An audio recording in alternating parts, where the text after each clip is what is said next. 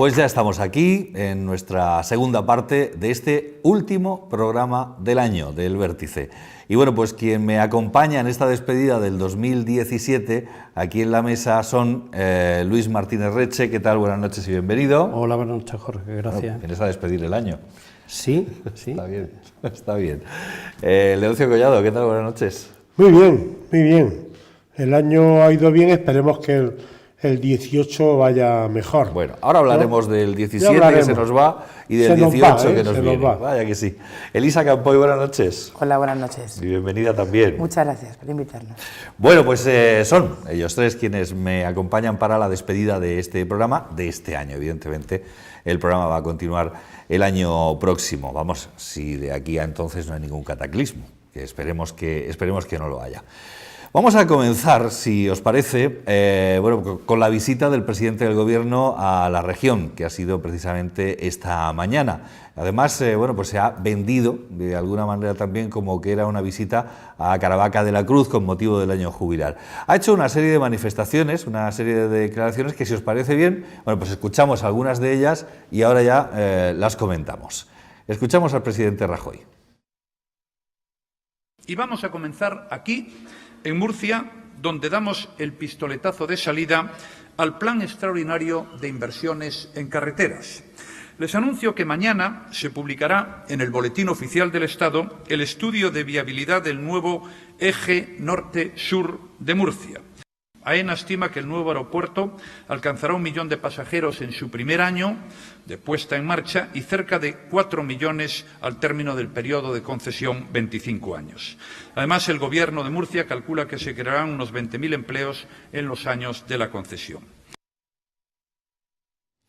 Pues son dos de las cuestiones que ha mencionado el presidente y yo no sé, me parece entender que ese eje norte-sur nos afecta de alguna manera. Yo no sé si es la famosa carretera Caravaca-Águilas, este eje al que se refería. No lo sé, no lo tengo claro. No sé si alguno de vosotros tiene clara esa cuestión. Yo no he leído la prensa, Yo no tengo más información que esa, que la que he leído en la prensa es la idea es desde, o sea, el entronque desde Madrid, en vez de llegar hasta Murcia, con el fin de descongestionar toda la zona, bueno, toda la zona esa donde está, ¿no? Sí, los centros comerciales y tal, pues desde Archena que haya una desviación hacia el puerto de la Cadena para ir hasta Cartagena y creo que a partir de Alcantarilla, no será a partir de Alcantarilla, lo habré oído llamar eso, y luego será la otra cuestión será desde también de la misma zona para desviarse hacia Caravaca, bueno, es decir, Caravaca para llegar hasta Lorca. Posiblemente se refiere a la autovía que iban a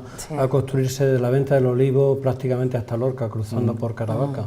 A lo mejor es esa, porque ese proyecto estaba, yo creo que terminado y pendiente de licitación. Bueno, licitación no, liberar el presupuesto y a continuación los trámites, ¿no? Seguramente ese. Yo tampoco tengo esa... Es probable, la verdad es que no lo ha aclarado, solamente ha dicho... Pues, de todas formas, lo que mañana se publica es el estudio de viabilidad. O sea, desde primero hay que estudiar la viabilidad. Eso sí que lo he leído claramente. Sí. Hay que hacer estudio de viabilidad y después será la licitación. Un proyecto a 3 legislaturas. Más o menos. No, yo creo que fundamentalmente ha venido a dar publicidad política de lo del aeropuerto, el poner en marcha el aeropuerto de Corbera, ¿no? Que después que lleva un puñado de años, que nos ha costado y nos va a costar a los murcianos unos sobrecostes por encima de los 200 millones de euros y que plantea muchos interrogantes.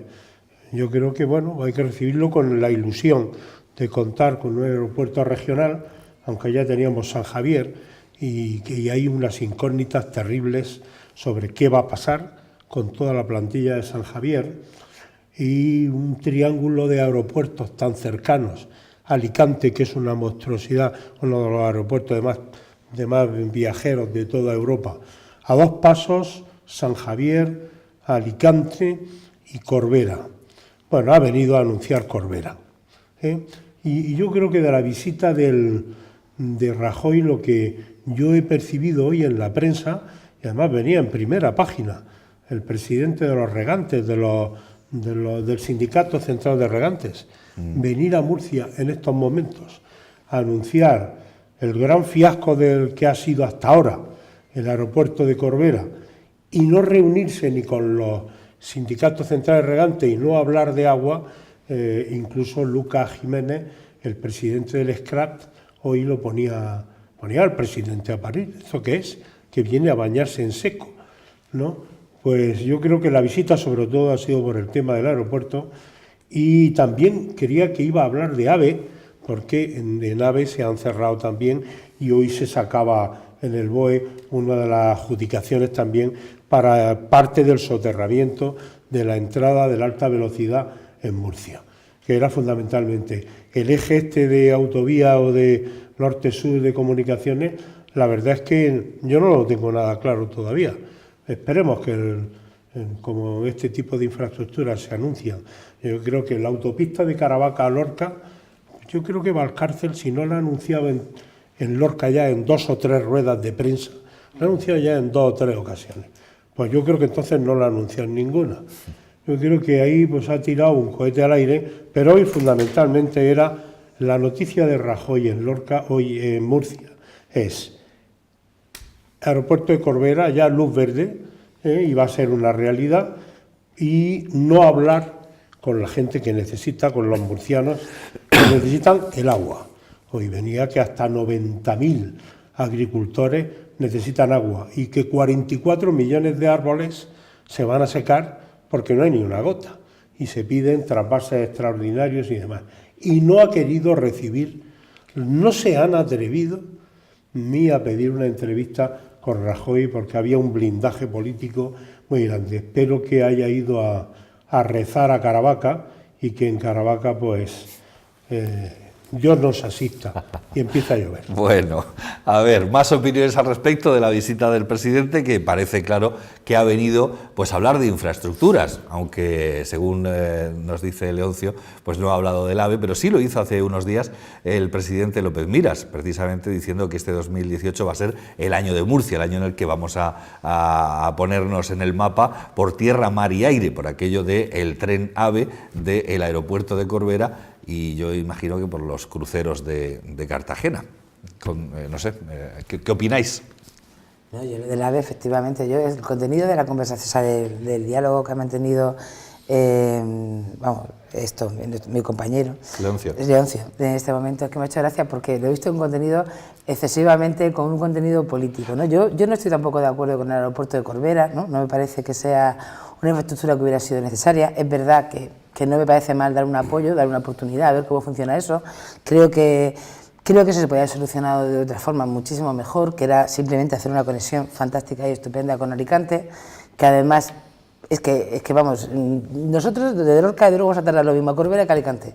O sea, es que eso no tiene vuelta de hoja. Nosotros desde el sur, desde luego, nos viene muchísimo mejor casi a veces irte a Alicante que irte a San Javier, desde luego, y Corbera, al final la distancia es prácticamente la misma. El cercanías de, yo ya sabes, Leoncio, que yo siempre estoy con los trenes, el cercanías de Murcia a Alicante, ya, no me lo creo. Ya no me lo creo.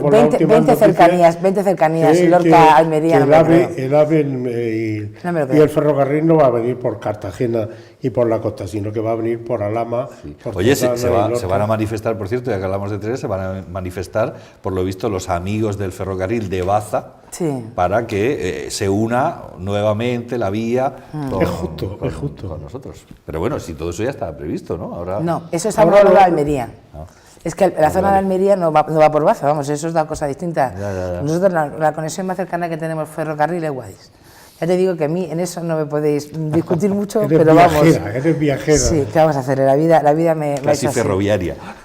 Sí, pero que te digo que yo, por ejemplo, hablando de lo que estábamos hablando anteriormente, vamos, digo que en las cercanías, esa publicidad que se dio, esa rueda de prensa que se dio, donde iba a haber 20 cercanías entre Lorca y Almería, yo permitirme que lo dude, ¿vale? Yo tengo esa duda, ¿vale? Y bueno, y tal. Como te digo, por ejemplo, lo del tema de Corbera, ¿no? Es decir, yo vuelvo a decir lo mismo, si el cercanías Murcia-Alicante, que llega prácticamente, es que te quedas en la puerta, en Torrellano, si tú te paras en Torrellano, tú tienes de Torrellano al aeropuerto cerca de 1 kilómetro, ¿vale? Si esa cercanía llegara hasta la estación, la comunicación, o sea, hasta la estación, hasta el aeropuerto, no habría ningún tipo de problema en cuanto a la conexión. Que nosotros tengamos que ser una región que necesitemos un aeropuerto, pues bueno, pues yo la necesidad de ese aeropuerto no la veo por ninguna parte, pero bueno, venga, lo tenemos, vamos a estar. Aparte que hay un murciano al frente, ¿no? Van a poner o sea, han puesto un murciano al frente de AENA, que es García Legaz, ¿no? Que precisamente, se supone que es la persona que ha descongestionado todas las cuestiones para que finalmente sea AENA la que lleve la gestión del aeropuerto. Eso dice. El tema del soterramiento del AVE, pues efectivamente está ahí, además las obras han empezado, o sea, eso es cierto, yo no tengo ninguna duda de que las obras han empezado en la zona, en la senda de los Garres, donde tiene que ir esa parte de soterramiento, y bueno, y efectivamente, pues en algún momento determinado eso se verá, en el 2018 vamos a ver muchas cosas, porque hay próximas unas elecciones, y por lo tanto en el año 2018 es que eso es evidente. Y eso es una cosa que ha pasado, pues históricamente, no sé si bien o para bien o para mal, pero ha pasado hace mucho tiempo.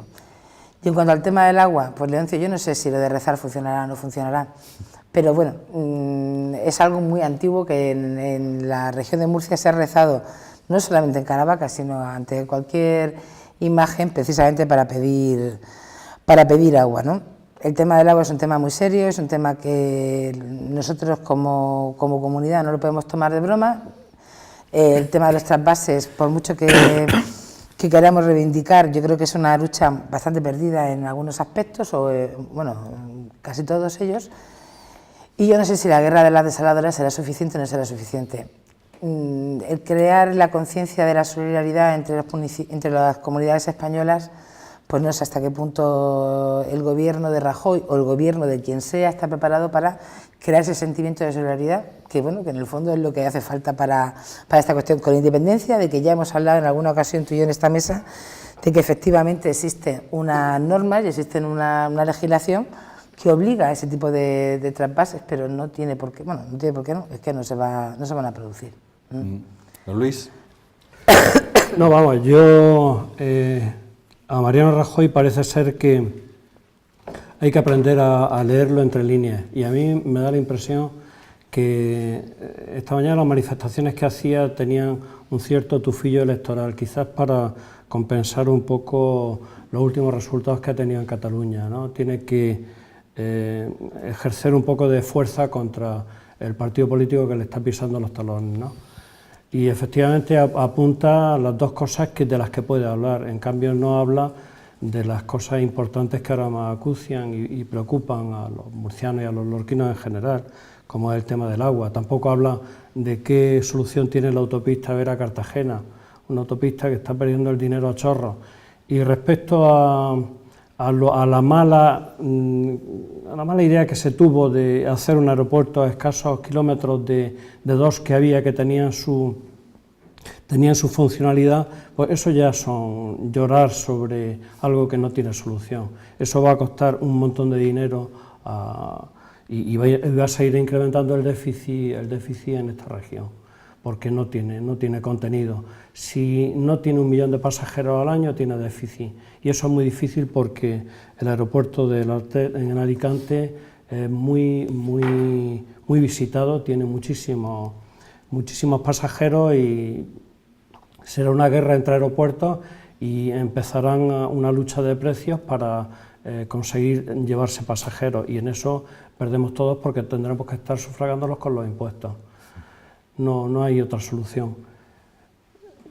El tema del agua yo lo veo muy complicado, porque es que además las posturas se sigue una inercia respecto a la bondad de las plantaciones masivas de cultivos que hay aquí en el Valle del Guadalentín, y yo creo que por ahí no va el futuro del campo, creo, pero eso es una opinión muy personal.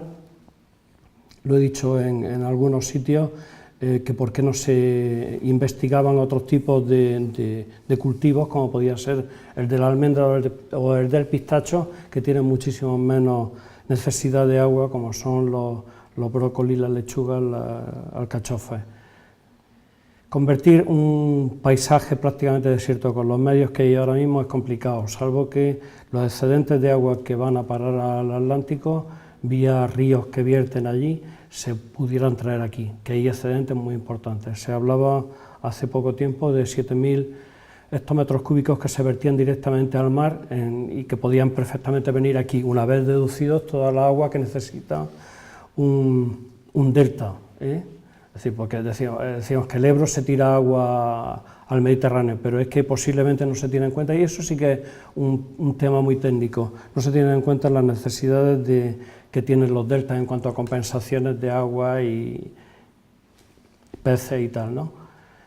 Pero hablaban de eso, de que en la parte del Atlántico se tiraban al mar directamente porque no se había cometido un plan de trasvases que era costoso, un proyecto de trasvases que sería el agua del Duero que va al Atlántico, traérsela aquí a la comarca del Segural, a esta zona. Eso no lo va a cometer nadie, ¿no? Parece. Pues por ahí va la solución. Yo recuerdo hace ya algunos años, un antiguo alcalde de Lorca decía que la solución a los trasvases solamente sería posible en una dictadura. No se me olvida la frase, y es cierto, ¿eh?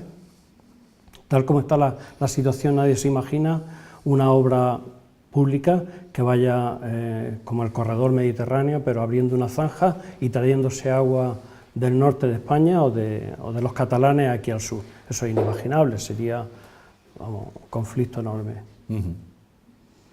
Pues sí. Bueno, algo que añadir, no es que El agua pensando. Es un líquido inflamable, ¿no? Totalmente. Levanta pasiones. Vaya. Y al territorio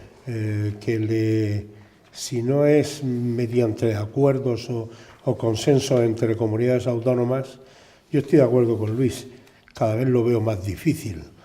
En una dictadura, sí. En una dictadura, el trasvase del Tajo nace en una dictadura. Ya en la última fase de la dictadura que hubo en España, y si se llega a tardar 1 o 2 años, un año más, el Tajo se hubiera quedado como una infraestructura hidráulica hecha ahí por donde no pasaría el agua nunca. Si hubiera tardado nada más que un año en abrirse el tema, ¿no? El agua produce enfrentamientos, pasiones y el sentimiento de que te quitan a los territorios, les quitas una cosa, aunque no la utilices al 100%, pero que te la quitan para llevarla a otro lado a producir riqueza y tal. Y ahora no, a lo mejor dentro de cuando esto maduremos todos un poquito, incluso políticamente, pero cuando se ponen en marcha las comunidades autónomas, con gobiernos en distintas regiones, con parlamentos regionales, con partidos políticos luchando en cada territorio y tal, cada vez es más difícil los acuerdos entre comunidades. Y ya lo hemos visto. El PSOE ha gobernado en todas las comunidades autónomas. El PP ha gobernado en todas las comunidades autónomas. Y no ha habido forma. Hay una que no, que es la nunca nadie más que el PSOE. Bueno, y Andalucía. Sí, no Andalucía, eso es la bueno, es una forma de hablar. En general, para hacer el trasvase del Ebro, que tanto se le echaba la culpa a Zapatero del trasvase del Ebro y tal, y luego el PP ha gobernado en Aragón, ha gobernado en España, ha gobernado en Castilla-La Mancha, sigue gobernando en Murcia, y cuando gobernaba en la Nación y en todas las comunidades autónomas que tenían alguna relación con el trasvase del Ebro, no hubo forma, porque cada vez se produce más pasión y más atranque en el tema. A lo mejor cuando cambiemos el chip, y yo lo he dicho más de una vez en la tertulia, cuando dejemos de enfocar la guerra del agua, que yo me parece una barbaridad ahora, lo digo de verdad, una barbaridad que el presidente del SCRAP, del Sindicato Central de Regantes, pida, viendo las imágenes que vemos ahora de los pantanos de la cabecera del Tajo, que solo queda barro, o sea, es un insulto, es una ignominia pedir un trasvase. ¿Qué quieren? ¿Que nos manden barro por el canal? ¿Eso qué produce? Pues eso produce un encangrenamiento de toda la gente que vive en Toledo, en Cuenca, en Guadalajara. Y bueno, ¿qué quieren los murcianos? ¿Que les mandemos ahora el barro que nos queda en el fondo de los pantanos?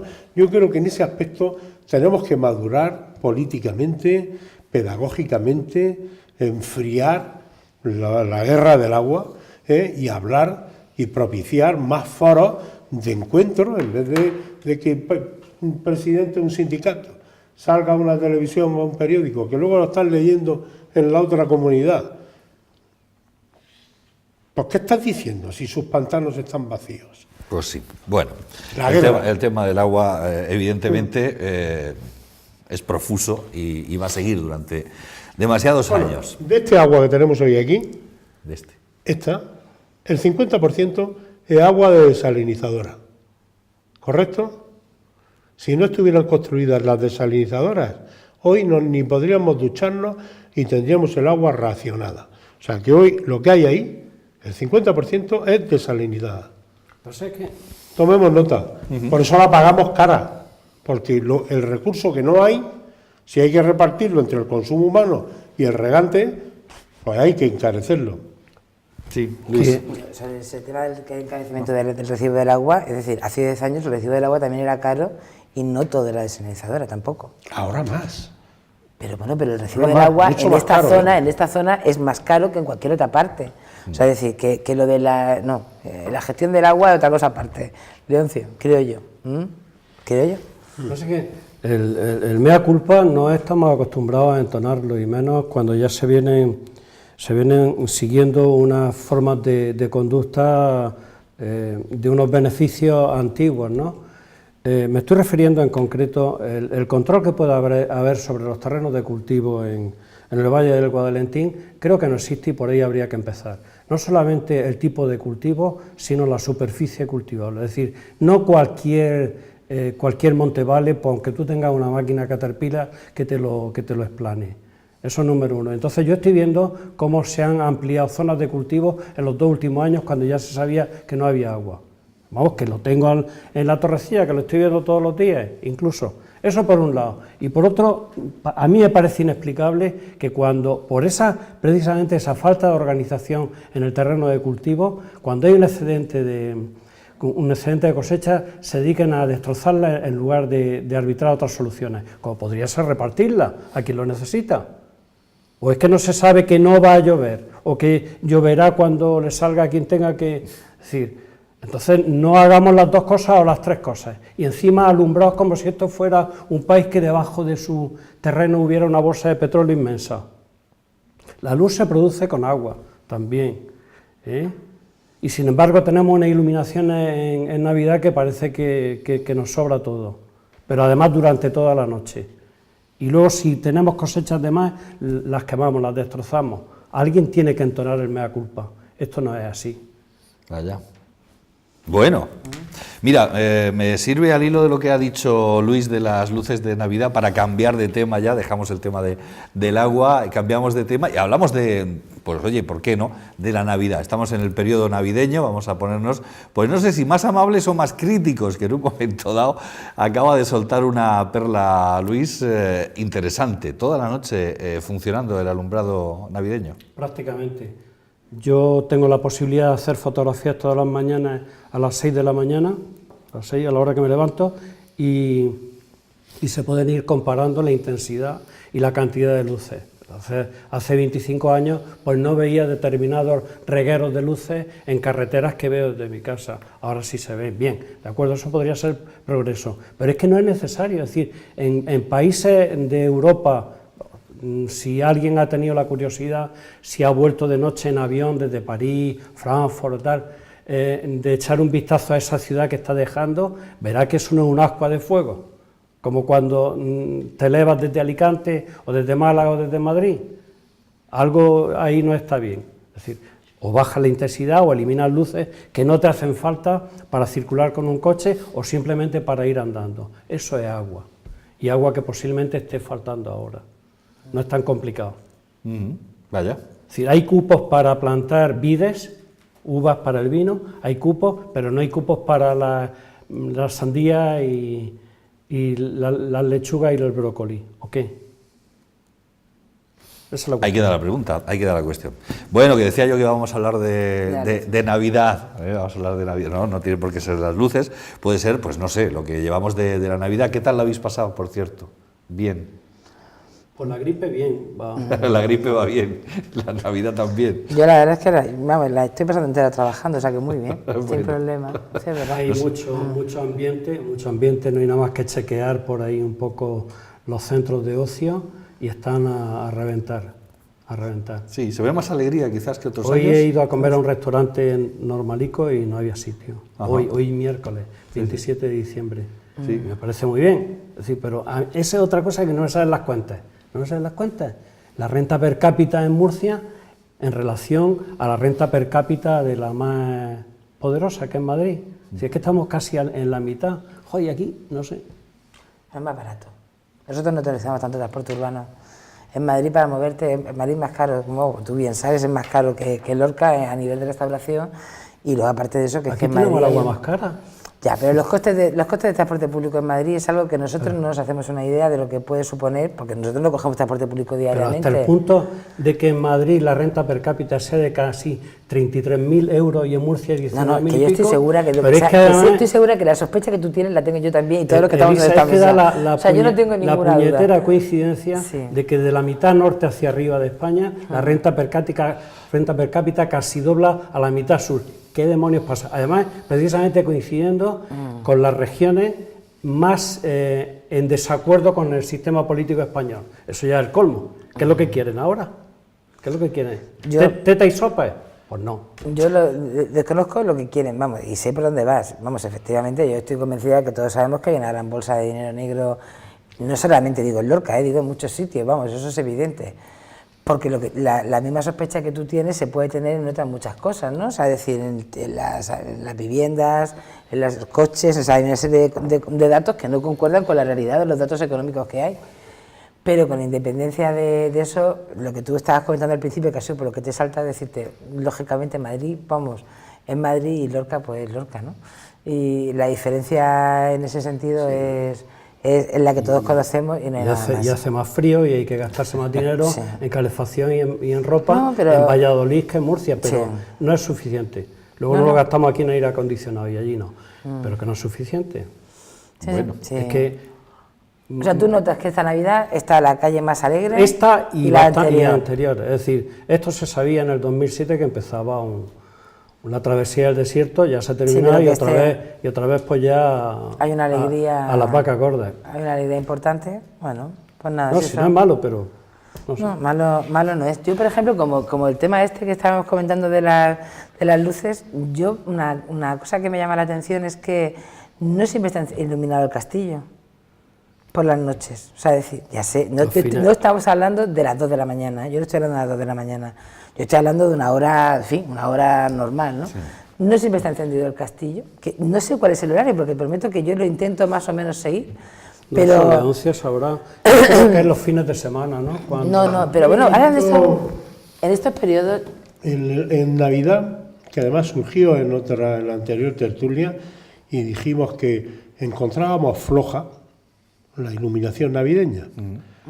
La de las calles. Exactamente, sobre todo... El comercio, la vida comercial pide y exige, yo sé que todos los comerciantes piden con fuerza que se ilumine muy bien, sobre todo las calles donde hay intensidad de tráfico comercial. Este año yo creo que por el tema de obras, pues parece que la iluminación inicial era floja, bastante floja. Yo creo que casi un 30% menos que años anteriores. Eso trajo críticas que incluso salieron en prensa y a última hora, antes del comienzo de Nochebuena, se reforzaron, creo, algunas plazas. Hubo una iluminación extra sobre lo que había previsto. Yo creo que la Navidad pide luz y el comercio, los comerciantes exigen y piden luz. Hombre, de hecho, y eso las anima grandes a todo ciudades el mundo, ¿no? como Madrid y demás yo creo que son famosas en Navidad por su iluminación. Claro. Yo he ido a Madrid solo a ver la iluminación de la Navidad. Yo también voy a eso nada más. Pero y te digo que es espectacular. Carmena se ha cargado eso. Sí. Carmena se ha cargado eso poco a poco. No lo sé, este año no he estado, no lo he visto. Yo sí, el año pasado. Pero Madrid es espectacular, pero Madrid y muchas capitales europeas y del mundo basan en en eso, porque además eso transmite a la población alegría, la música y la luz. Yo creo que hay un despertar económico, ¿no?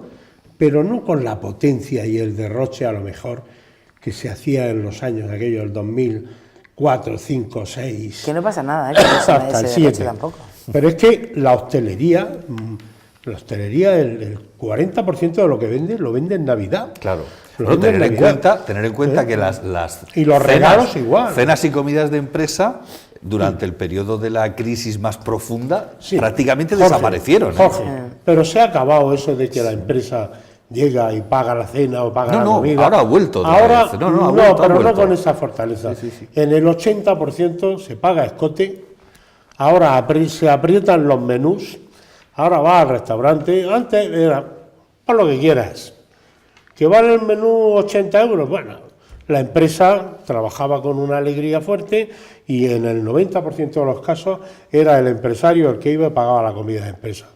Ahora no, ahora la inmensa mayoría no pagan la comida de empresa, pagan a escote, encargan el menú y discuten el menú con el restaurante de turno. O sea que las alegrías ahora van mucho más controladas, ¿no? Entre otras cosas, porque el poder adquisitivo de la gente, los sueldos no son los mismos. La gente que está trabajando, el que está en el paro, tú verás. Es que yo recuerdo... Pero los que están trabajando ganan un 30% o un 40% menos todos, de lo que ganaban en el 2007. Claro, recordáis todos lo del mileurista, que Claro. ser mileurista era como Un desprecio. un desprecio y ahora la gente se da patadas, por así decir, por Ahora es un conseguir privilegio. ser mileurista, es verdad. ¿Algún comentario al respecto, Luis? Y si no, cambiamos de asuntos. Digo, No, al respecto que- navideño. Que En vamos general. subiendo el nivel más después del convenio que se firmó ayer para subir el salario mínimo interprofesional, es decir, que los tiempos creo que pintan bien en ese aspecto, que nos vamos a ir aproximando a lo que se paga en Europa. Todavía Seguimos muy lejos. Estamos lejos, desde los 700 y pico euros a los 1.600 me parece de Suecia o alguna de estos. Pero bueno, Sí, es una buena noticia. bien. No es una buena noticia, vamos, esto. Tiene que darse Yo he una serie... encontrado un elemento positivo estos primeros días de Navidad, es que, y todavía no está terminada, pero la avenida Juan Carlos, está quedando espectacularmente bien. Para mí me ha quedado esas anchuras de acera para pasear y tal, y la vista que están quedando los escaparates y tal. Ahora los comercios tendrán que hacer un esfuerzo en redecorar la imagen exterior de muchas tiendas, pero para mí ha sido un elemento positivo y se puede disculpar un poco el déficit de iluminación el año que viene, ¿no? Este año todavía el estar ahí y tal, sí, ha habido déficit de iluminación navideña.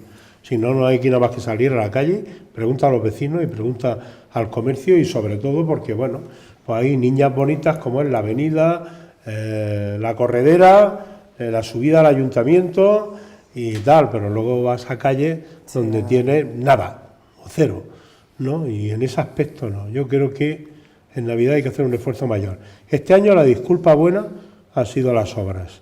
Y lo que se están viendo, para mí positivo, la avenida muy positivo. ¿Cómo lo veis vosotros? Yo quiero comentar una cosa al hilo de lo que estábamos comentando de las luces, que es el tema de que yo he oído bastantes críticas en ese sentido y me parece que es una cuestión razonable a sacar de vez en cuando a la luz, que es el hecho de que a mí me gustan las luces, yo parto de la base que a mí me encantan las luces de Navidad y que yo soy partidaria de que las luces estén iluminadas, o sea, todo eso, vamos, digo que no que tenga yo ninguna queja. Pero no sé hasta qué punto todas esas cosas tienen que ser con cargo a los, a los impuestos de todos. Eso es una cuestión, sí, es una cuestión que últimamente yo oigo muchas voces y he leído algunos artículos en ese sentido y es algo que las personas deberíamos de empezar a plantearnos poco a poco, ¿no? Es decir, es verdad, es decir, cualquier otra actividad, la que sea, me da igual, no recibe ese tipo de apoyo en un periodo determinado, ¿no? O sea, es como, por ejemplo, pasa en la feria, que los bares se cabrean porque no les dejan poner barras en la calle. No dices tú, bueno, vamos a ver una cosa, yo no, o sea, mi función como ayuntamiento no es procurar que usted gane más dinero en la feria, mi función es dar un servicio y que la gente pueda andar por las calles, en fin, una serie de cosas, como pasa igualmente con el tema de las luces, ¿no? Con el tema de los escaparates, con el tema de tal. Entonces, yo creo que en ese sentido, el tema de las luces de la Navidad, a la larga, me imagino que eso tendrá que regularse de otra forma distinta. Es un gasto considerable, no ya de energía, que también, sino, bueno... Pues no, ahora se ahorra mucho con los LEDs y todo esto, sí, afortunadamente. Pero no solamente de energía, digo lo que cuestan el poner esas luces de Navidad, que bueno, que es un coste también a tener en cuenta, no sé si es una partida importante o no es importante, pero bueno, es un coste, yo eso lo lanzo ahí porque creo que sería algo que es algo que nos tenemos que empezar a plantear un poco todos. Bueno. En algunas ciudades europeas, en Madrid mismo, la parte más importante se hace así. El comercio y las empresas colaboran con las instituciones municipales a la financiación de parte de la iluminación navideña. Sí, se reparte un poco la cosa. Claro. Exactamente. O incluso se encargan el comercio de reforzar con sus propios dispositivos la iluminación que ya de por sí pone el ayuntamiento. Lo que estoy de acuerdo con lo que se ha comentado es que la iluminación no tiene por qué estar puesta toda la noche. Es que debe haber una hora de inicio y una hora de clausura de la iluminación, o por lo menos del 50 o el 70% de la iluminación. No tiene sentido que a las 6 de la mañana esté toda la iluminación montada de Navidad cuando ya está todo el mundo en otras tareas, ¿no?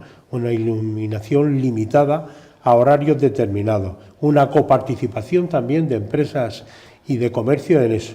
Y luego el resto del año, en tiempos normales, pues sí, yo he visto, por ejemplo, en Berlín, a mí me dio la sensación de que, ¿qué pasa aquí? Esta ciudad está a oscuras. ¿Esto qué es? Y no era por los bombardeos, ¿no? No era por los bombardeos. No fuera aquella época, ¿no? No, había y estuve hace un par de años, es que utilizan un dispositivo de iluminación de una baja intensidad. Reductor de intensidad. Unos reductores y también no sé qué compuesto utilizan, que claro, tú llegas allí a ver monumentos que nosotros tenemos en España súper iluminados y toda la noche, y tú dices, hombre, ¿cómo está esto aquí? Esto está a oscuras, aquí no se ve nada. Y dices, no, mire usted, es que esto es así. No es que... Venga usted a otra hora, ¿no? No, venga usted a otra hora que se vea... No derrochan en iluminación.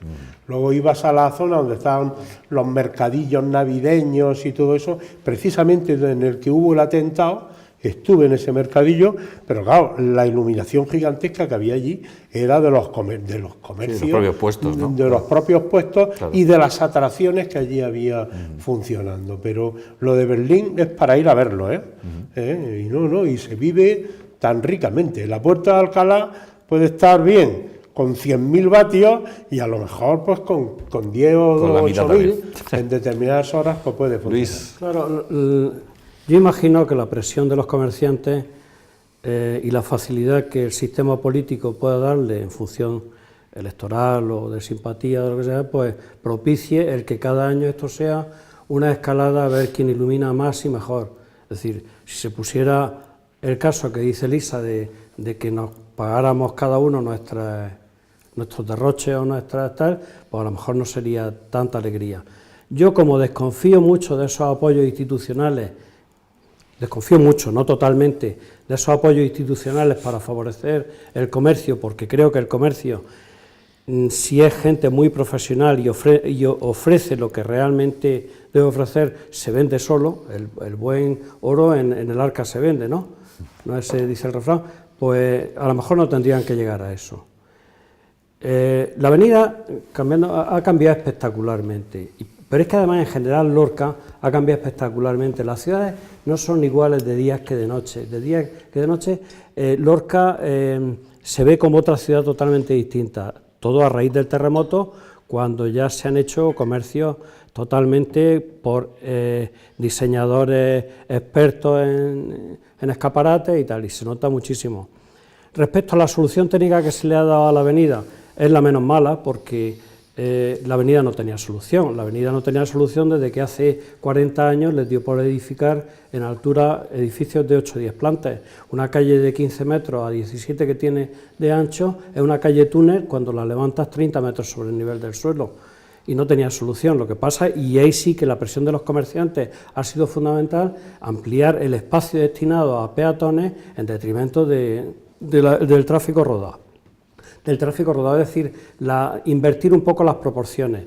La preponderancia del vehículo rodado estaba por encima del peatón, y ahora se invierten. Es decir, esos 16 metros de anchura por término medio se ha convertido, calculo yo, de 5 metros a 6 en cada lado de aceras y 6 de calzada, creo que ha quedado. Yo habría sido incluso aún más restrictivo. De hecho, yo publiqué un trabajo hablando de una sola vía de un solo sentido la Viña Murcia, es decir, para que los coches pasaran solamente a dejar los coches a los que iban ahí, los que tuvieran que girar hacia la izquierda, que se fueran al final, y que la avenida no fuera un sitio de paso, que fuera un sitio para ir.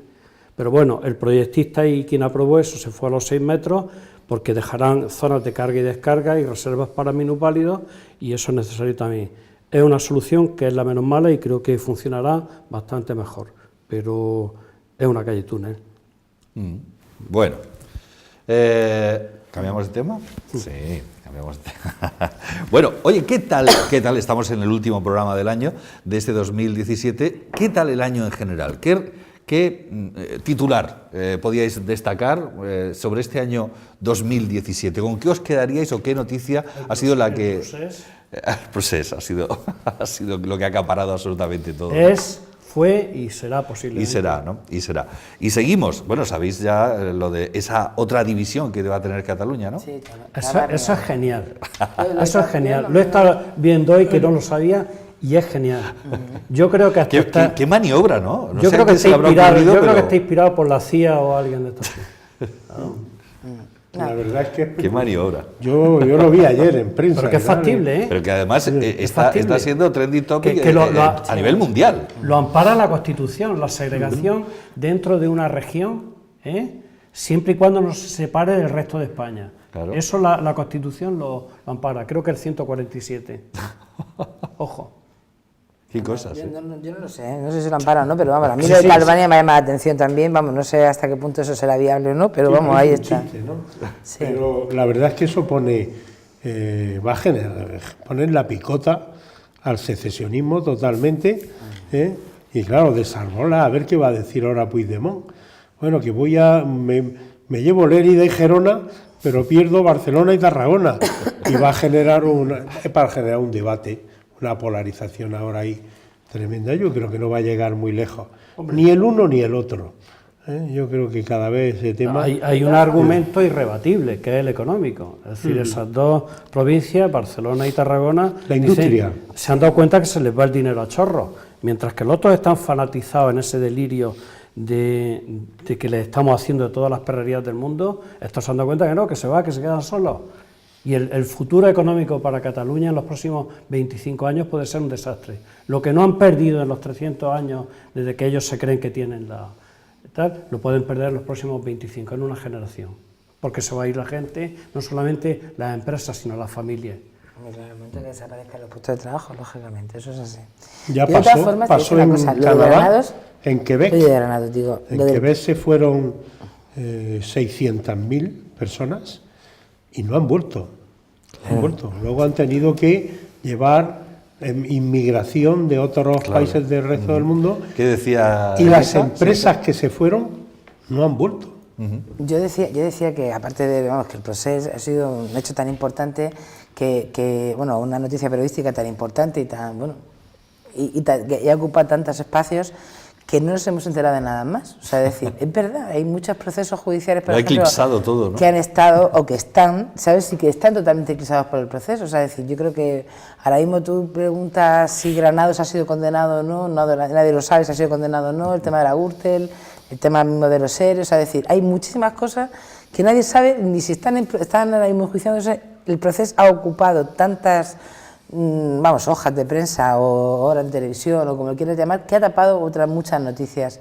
Que a mí que me gusta esto de ver Twitter de vez en cuando, me hacía gracia que decían que era una maniobra de todos los partidos políticos, tanto el PP como el PSOE, lo del Procés, precisamente para tapar los casos de corrupción que se estaban enjuiciando. Bueno, al final se está dando una publicidad y se están hablando muchas horas de Cataluña hasta el punto de ese meme que me imagino que todos hemos visto en nuestro móvil, ¿no? Que es el de llevo intentando cambiar de radio no sé cuántos ratos que no hablen nada de Cataluña y dice, y al final estoy rezando el rosario en Radio María, ¿sabes? Pues eso, ha habido demasiada carga desde mi punto de vista de un asunto que es importante, pero que es un asunto que es importante y que también y que es un asunto que lleva mucho tiempo cociéndose y mucho tiempo arrastrando. Y ahora de repente, pues como si todo hubiera estallado. Es que se ha destapado, es que ha sido algo así, ¿no? Lo que ha ocurrido con estos señores es algo así. Pero vamos a ver una cosa. Yo creo que las pretensiones de Esquerra Republicana eran las mismas este año, de 2017, como el 2016, el 2015, etc. ¿no? Es que, bueno, no te creas que el partido tiene mucho tiempo, ¿eh? O sea, tampoco estamos hablando de que sea un partido legendario, pero bueno, y yo creo que al final el tema catalán, no sé hasta qué punto el año que viene, el 2018, tendrá solución o no tendrá solución.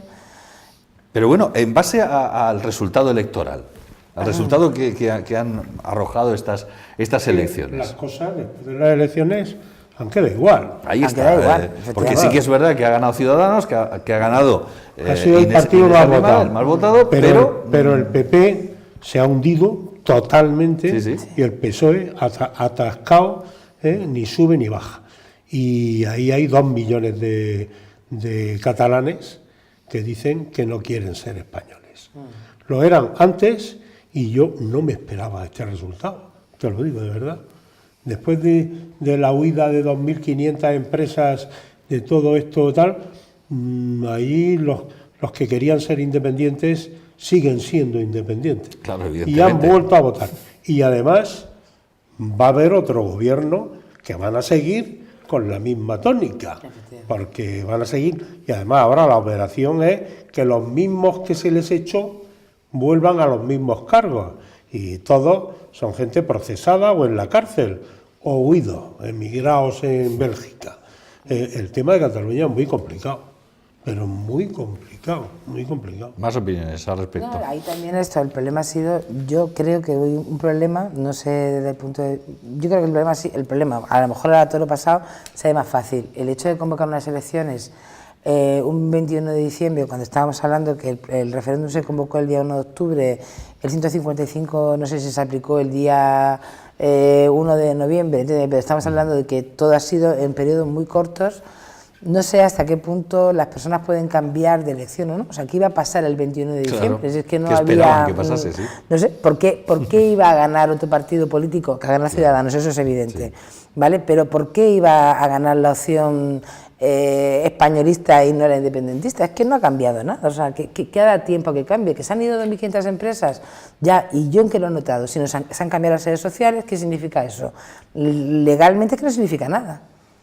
El día que cierre la Caixa entera y se la lleven de allí, pues entonces a lo mejor al catalán de a pie, al independentista y al nacionalista y al españolista le molesta, pero si no, ¿a quién le puede molestar?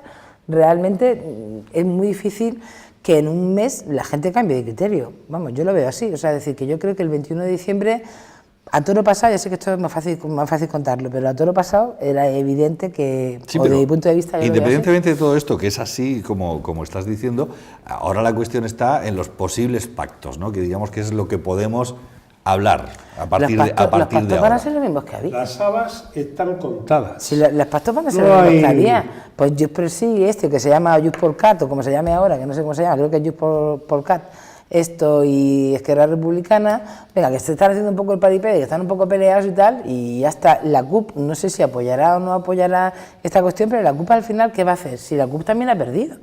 Si la CUP al final no va, yo creo que no forma ni siquiera grupo político, porque tenía 5 o así, no sé si tenía 5 o 6. Pero bueno, que me refiero que la CUP tampoco es que tenga ahí mayoritariamente un apoyo importante, y al final va a ser la misma historia. Y vamos, y a mí me parece bien incluso la decisión que ha tomado esta mañana Inés Arrimadas en relación al hecho de que el Partido Popular le ha instado a que se ponga a negociar para poder intentar, vamos, formar gobierno, y Inés Arrimadas ha dicho, vamos a ver una cosa, ¿yo dónde voy a formar gobierno si no me va a hacer caso nadie? ¿Usted qué me ofrece? Usted me ofrece 4, el PSOE me ofrece 17 y yo tengo 36, porque al final eso es lo que se ha quedado y no forma la mayoría parlamentaria, que son 68, creo que son. O sea que es imposible. Y la situación para ellos, para gobernar, es complicado. Pero tú no te preocupes, Leoncio, que te voy a decir una cosa, que los catalanes, si se tienen que inventar la fórmula mediante la cual nombrar un presidente, la inventarán. Porque ya lo han hecho, o sea, no estoy contando nada que sea extraño, ¿vale? Ya la inventarán. Y si no, inventarán lo que ellos quieran inventar, porque lo que está claro es que esa mayoría independentista van todos por una vía unilateral. Y no van, ni muchísimo menos, a contar con las demás personas que están allí. Por lo tanto, yo... A ver, Luis, que hace rato que no habla. Hay un día clave jugando a los descartes, lo decía Leoncio, estudiando el panorama que tienen ahora mismo, 5 en Bélgica, otros no sé cuántos en la cárcel, es decir, la cosa desde el punto de vista judicial muy complicada, judicial, político y tal. Entonces, hay un día clave que es el 4 de enero, cuando el juez llame a Junqueras a declarar, y pues casi con toda seguridad va a firmar en un barbecho, como dicen por aquí. Es decir, lo que le diga el juez que acepte, lo va a aceptar la Constitución, va a aceptar el Estado español como el único con capacidad para ordenar el territorio, lo va a aceptar todo. Entonces, posiblemente van a plantear una batalla a cara de perro entre Junqueras y el Puigdemont ¿no? Una batalla a cara de perro que va a conducir a unas segundas elecciones dentro de 3 meses. Va a ser la segunda vuelta. Entonces, el Estado parece, el gobierno del PP parece que apuesta por tener un independentista controlado y moderado, que no la locura que hay ahora. Esa parece ser que es la clave en los próximos días. Sí, pero la clave a lo mejor está precisamente en lo que has dicho, ¿no? En que fuese, que no lo es porque nuestro sistema electoral no está así hecho, que fuese una segunda vuelta de verdad y que se descartasen los que no han obtenido una suficiencia, ¿no? El sistema electoral, como el sistema autonómico donde se está beneficiando tanta gente, tendrías que matarlos para que se reformara. Es decir, si el Partido Socialista está pensando en una reforma de la Constitución, ¿con qué finalidad? Y los catalanes también, ¿con qué finalidad? ¿Por conseguir sumando privilegios a los que ya tienen? Porque no creo que sea para dividir la renta per cápita que yo estoy diciendo entre los extremeños y los andaluces. Vamos, no creo. Entonces... esa posibilidad última tampoco la creo yo. No. Ni nadie. Sí, hay que saber que ya las 5 regiones más poderosas de España están desde Madrid para arriba, ¿sabes? Entonces será una segunda vuelta prácticamente y saldrá el Junqueras saldrá fortalecido y será el presidente de la comunidad, que en los catalanes estaban pensando, porque estos no son de izquierda, Esquerra Republicana no es de izquierda, ese además va besando por donde pisa el Papa, según cuenta en la cárcel, que él es un cristiano católico de pe a pa y tal, es decir, se han reconvertido. No, ese yo creo que le van a leer bien la cartilla, porque es que además es la única solución para no seguir enconando esto. No lo veo yo. Yo tampoco lo veo. Venga, No lo veo tan fácil. Otros ¿sabes? puntos de vista, bien. Que Dios te oiga. Yo creo que... Más a ellos a quien tiene que oír Dios, a mí. Lo que... No. Es que deseamos todos que haya una salida para Cataluña.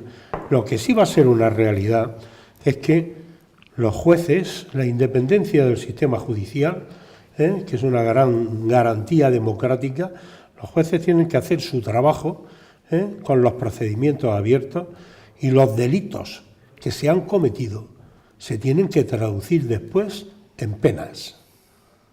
Y en penas sobre todo para el desempeño de cargo público. O sea, si... salvo no es que... una cuestión de que vayan a prisión, es una cuestión de que estén habilitados para el ejercicio del cargo público, efectivamente. Claro.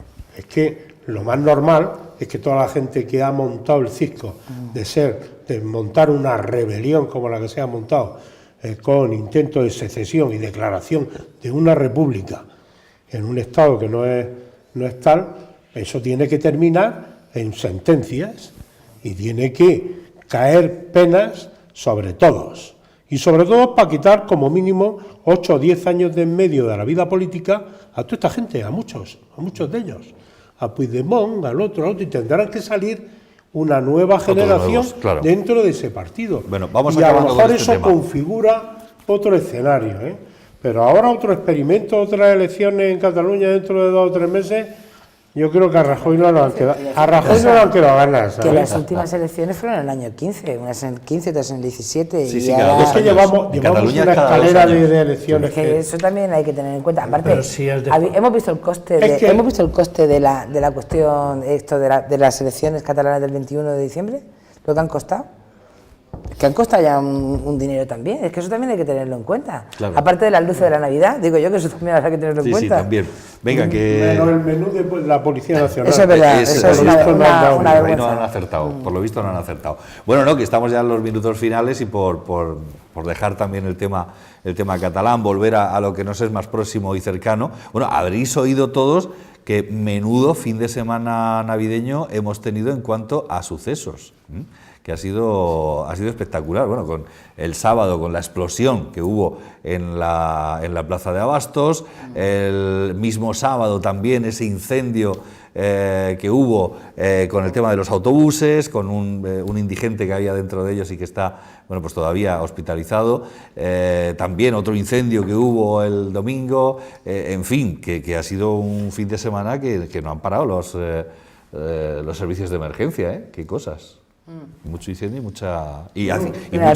y mucho accidente de tráfico también, debido y provocado por el El alcohol. incendio de los autobuses en un sitio especialmente Sí, sí, dedicado, al lado de una gasolinera, vamos. al lado de una gasolinera. Sí, sí, sí. Pero es que es un sitio neurálgico para carga y descarga de trabajadores que van a cooperativas o a agricultura, y precisamente pues acércate a las 6 de la mañana por allí y verás la movida que hay allí montada Aquello es de casi autobuses, una estación de furgonetas, autobuses, tal, claro.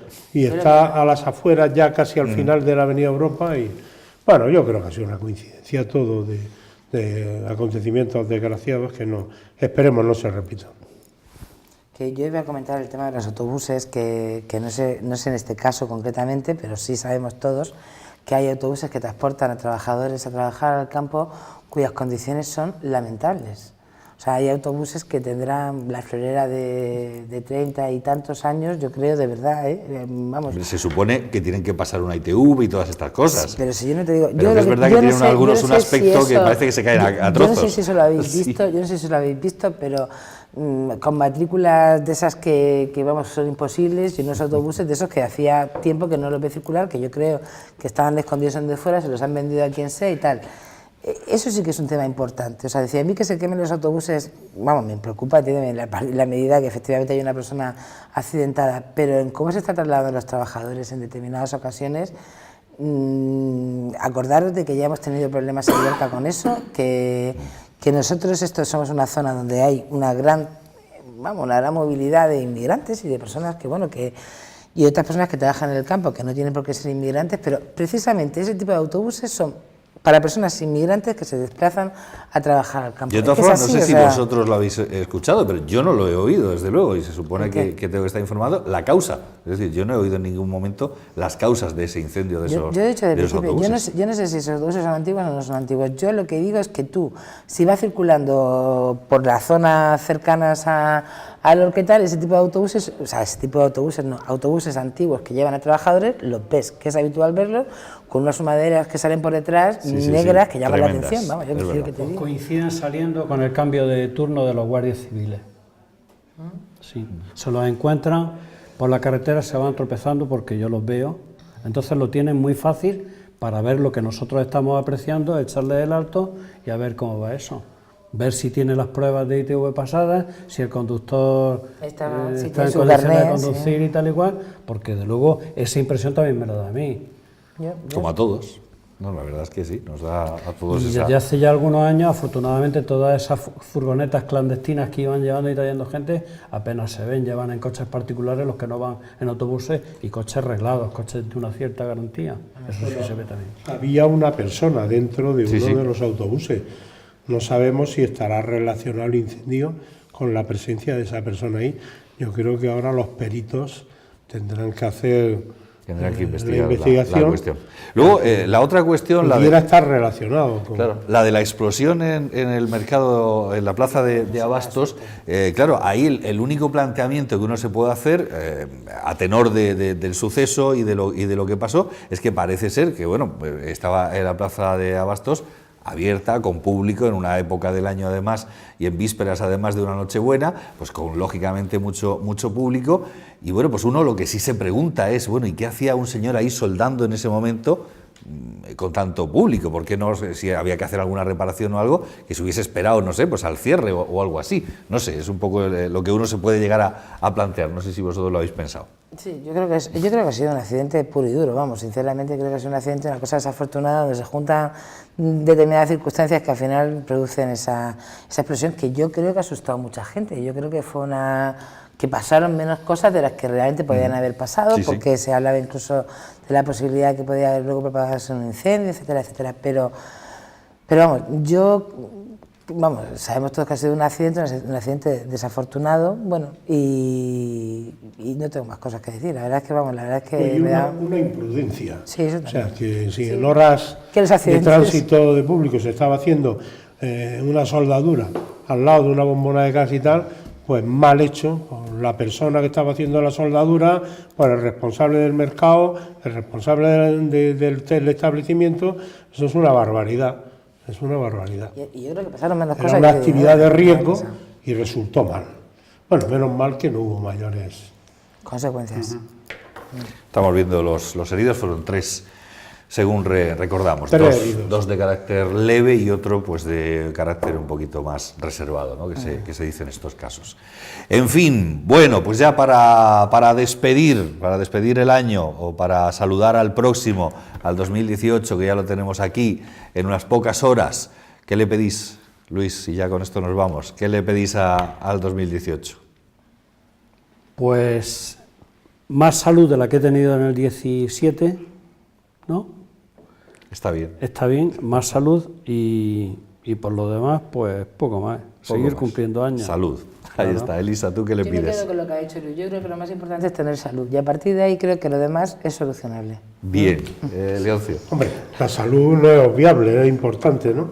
Pero yo pediría que hubiera oportunidades laborales para los casi 5.000 desempleados que tenemos en nuestro término municipal y que o llueva o mejoren las soluciones de agua para el regadío lorquino. Muy bien. Que llueva o que dimita San Isidro. Bueno, pues lo mismo. Son peticiones interesantes.